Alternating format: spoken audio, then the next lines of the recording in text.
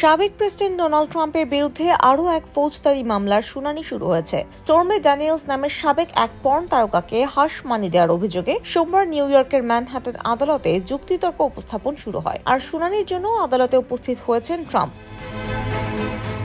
ট্রাম্পের বিরুদ্ধে অভিযোগ, তার সঙ্গে যৌন সম্পর্কের বিষয়ে মুখ না খুলতে 2016 সালে প্রেসিডেন্ট নির্বাচনের আগে পর্ন তারকা স্টর্মি ড্যানিয়েলসকে প্রায় $130,000 ঘুষ দিয়েছিলেন তার তৎকালীন আইনজীবী মাইকেল কোহেন।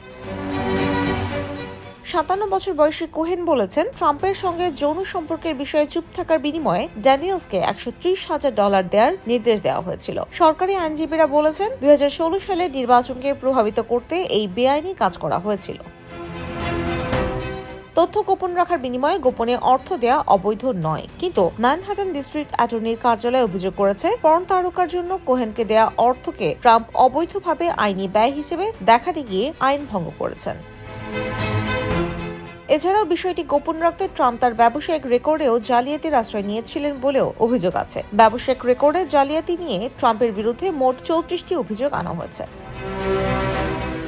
বিচার কাজ পরিচালনার জন্য চলতি সপ্তাহে 12 সদস্যের জুরি বোর্ড গঠন করা হয়েছে। এরপরে শুরু হলো প্রাথমিক আইনি যুক্তিতর্ক উপস্থাপন পর্ব। এই দিন শুনানি শুরুর আগে আদালতে হাজির হন ট্রাম্প। আদালতে ঢুকতেই এই বিচার নিয়ে মন্তব্য করেন তিনি। বলেন, আজ যুক্তরাষ্ট্রের জন্য খুবই দুঃখের দিন। শুনানি শুরুর আগে আদালত কক্ষের বাইরে সাংবাদিকদের সামনে এই বিচারককে খুবই অন্যায় অভিহিত করে ট্রাম্প বলেন, তাকে এটা নির্বাচনে বাধা দেওয়ার চেষ্টা।